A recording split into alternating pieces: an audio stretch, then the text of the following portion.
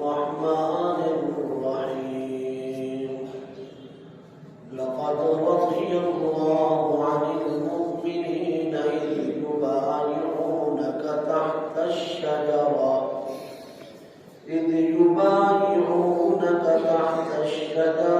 فعلم ما في قلوبهم فأنزل السكينة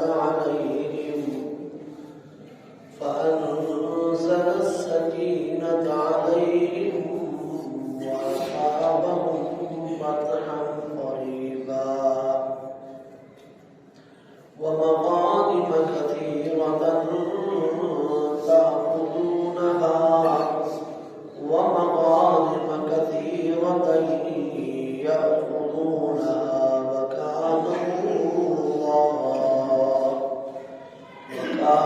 الله عزيزا حكيما. جب رسول اللہ صلی اللہ علیہ وسلم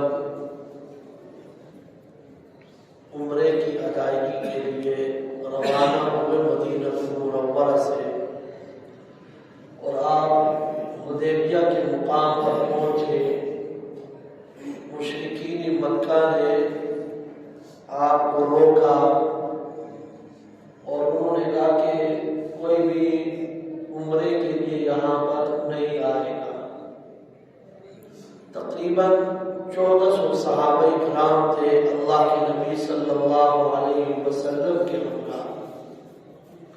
اللہ کے نبی صلی اللہ علیہ وسلم نے انہیں یہ پیغام بھیجا کہ ہم کوئی لڑنے کے لیے نہیں آ رہے بلکہ عمرہ ادا کرنے کی نیت سے آ رہے ہیں. عمرہ ادا کریں گے پھر واپس چلے جائیں گے، لیکن انہوں نے نہیں مانا.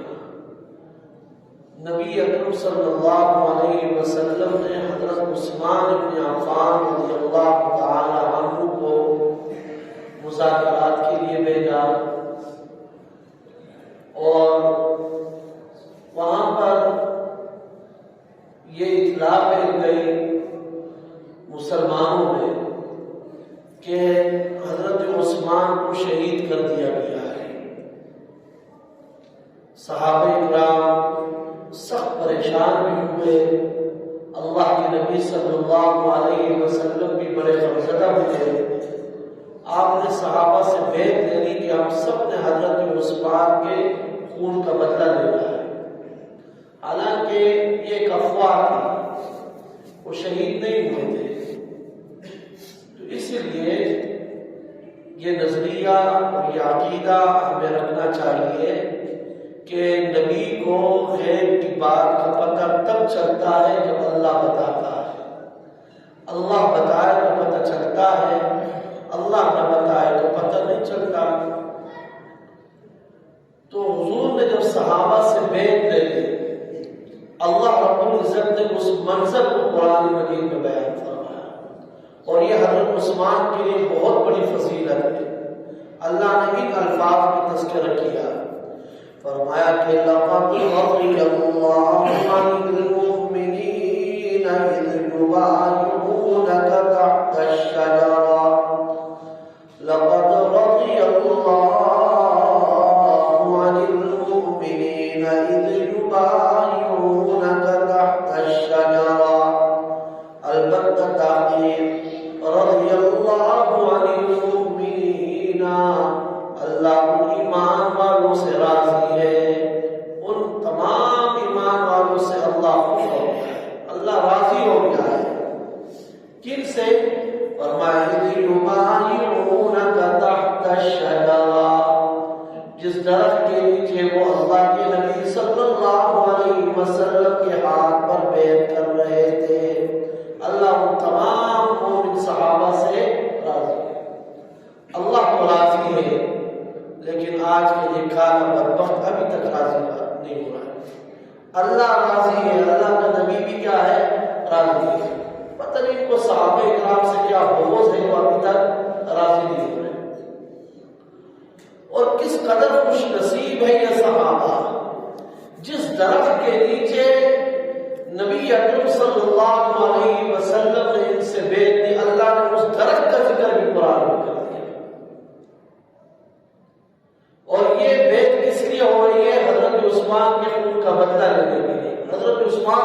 بڑی عظمت ہے، کتنی بڑی فضیلت ہے۔ حضرت عثمان کی تو اور بھی بے شمار فضیلت ہے۔ عثمان وہ صحابی ہے کہ جن کے بارے میں رسول اللہ صلی اللہ علیہ وسلم نے فرمایا اگر میری 40 بیٹیاں ہوتی اور ان کے بعد دیگر فوت ہوتی جاتی تو میں ایک ایک کو حضرت عثمان کے نکاح میں دیتا کرتا۔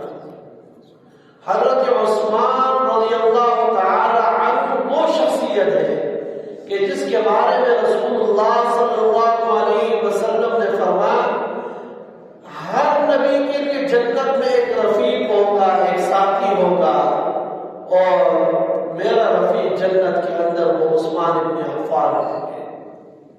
حضرت عثمان ابن عفان رضی اللہ تعالی عنہ وہ ہستی ہے کہ نبی پاک صلی اللہ علیہ وسلم نے مسجد نبوی کی توسیع کا ارادہ کیا۔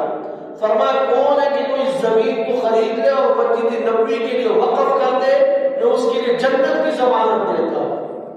حضرت عثمان نے وہ زمین خریدی اور مسجد نبوی کے لیے وقف کر دیا اور حضور سے جنت کی ضمانت حاصل کر دی۔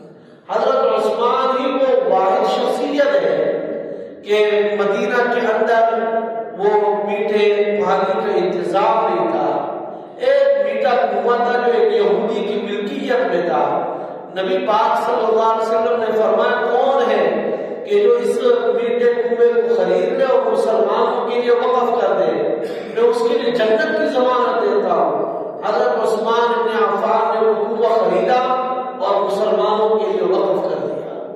سخاوت میں بھی بے مثال تھے حضرت عثمان ابن عفان، سخاوت میں بھی بے انتہا بے مثال تھے، تو اس کے لیے بیعت دی جا رہی ہے۔ اللہ نے فرمایا کہ میں اللہ ان تمام اہل ایمان سے ناراض ہوں جنہوں نے حضرت عثمان ابن عفان کے خون کا بدلہ لینے کے لیے نبی اکرم صلی اللہ علیہ وسلم کے دست اقدس پر بیعت کی۔ حالانکہ حضرت عثمان شہید نہیں ہوئے تھے، ایک افواہ ہے۔ اور اس بیعت کے اندر جو لوگ شریک تھے اس کو بیعت رضوان بھی کہا جاتا ہے۔ ان کے بارے میں نبی پاک صلی اللہ علیہ وسلم نے فرمایا، صحیح مسلم کی روایت ہے، اللہ کے نبی نے فرمایا انتم خیر اہل الارض، یہ جو لوگ ہیں نا جنہوں نے اس درخت کے نیچے بیٹھ کی، یہ روز زمین پر تمام لوگوں میں سب سے بہترین لوگ ہیں۔ اللہ نے فرمایا کہ سب سے بہترین لوگ ہیں۔ اور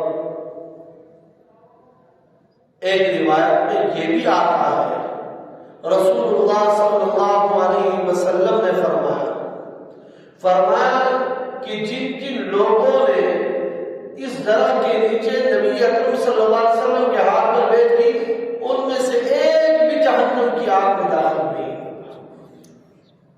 اللہ نے ان سے رضامندی کا اعلان فرمایا ہے۔ کیسے خوش نصیب صحابہ ہے کہ ان کے ہاتھ میں کس کے ہاتھ کے اوپر؟ اللہ کے نبی کے ہاتھ کے اوپر۔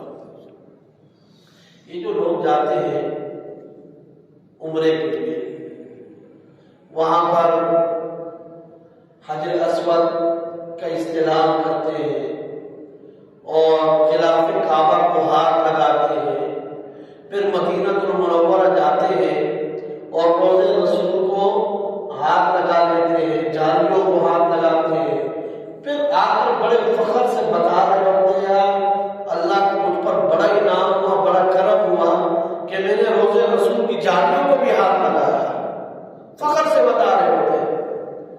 ہم آج کے انسان روضے رسول کی جاریوں کو ہاتھ لگائے، ہمیں ایک فخر ہوتا ہے، ہمیں بہت بڑی خوشی ہوتی ہے۔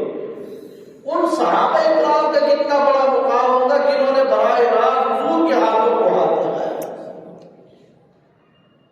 صحابہ کرام جیسے لوگ اور جیسی ہستی ہم کہاں سے لے کر آئیں گے؟ وہ ہاتھ ہم کہاں سے لے کر آئیں گے جن ہاتھوں نے اللہ کے نبی صلی اللہ علیہ وسلم کا مسافر کیا، جن آنکھوں نے حضور کا دیدار کیا، جن کانوں نے براہ راست حضور سے قرآن سنا، جو قدم حضور کے ساتھ اٹھتے رہے، چلتے رہے، پھرتے رہے، یہ قدم ہم کہاں سے لے کر آئیں گے؟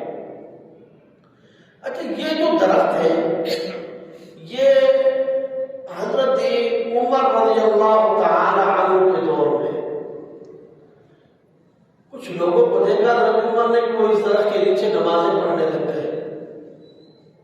جیسے آج بھی لوگ جاتے ہیں یار یہ چکر اس طرح کا ہو، یہ درخت ہے ہو، یہ فلاں جگہ ہے، پھر وہاں پر لوگ جمع ہونا شروع ہو جاتے ہیں. حضرت عمر رضی اللہ تعالی عنہ کو خدشہ محسوس ہوا، ایک خوف محسوس ہوا کہ بعد میں ایسا نہ ہو کہ لوگ آ گئے اور اس درخت کی عبادت کا ہی شروع نہ کر دیں. تو حضرت عمر نے اس درخت کو کیا کر دیا؟ کاٹ دیا. اس درخت کو حضرت عمر نے کیا کر دیا؟ پھر کاٹ دیا تاکہ لوگ اس درخت کی عبادت شروع نہ کر دیں. اس میں اشارہ اس بات کی طرف ہے. دیکھیے کہ صحابہ کرام شرک سے، یعنی شرک کا جو چیز ذریعہ بن سکتا ہے ان کو صحابہ کرام رضوان اللہ تعالی علیہم اجمعین نے برداشت کیا. یہ ایک سنگین جرم ہے. آج بھی آپ دیکھیے کہ یہ جو شرک ہمیشہ شروع ہوتا ہے نا، محبت کے نام پر شروع ہوتا ہے، عقیدت کے نام پر شروع ہوتا ہے، نفرت کے نام پر کبھی بھی شروع نہیں ہوتی. شروع میں محبت ہوتی ہے، محبت پھر آہستہ آہستہ، پھر بعد میں جو نسلیں آ جائے پھر ان کو بکھارنا، پھر سجدے، پھر یہ چیزیں شروع ہو جاتی ہیں. تو حضرت عمر رضی اللہ تعالی عنہ نے یہ کیا کہ ایسا نہ ہو کہ بعد میں اور نسلیں آ جائے، فتنوں کا دور آتا رہے گا. ایسا نہ ہو کہ ایسا دور آ جائے کہ لوگ اس کی عبادت بھی شروع نہ کر دیں. اس وجہ سے حضرت عمر رضی اللہ تعالی عنہ نے اس درخت کو کاٹ دیا. اللہ رب العزت ہمیں ہر قسم کے گناہ سے، شرک سے، بدعات سے، رسومات سے ہم سب کو بچنے کی توفیق عطا فرمائے.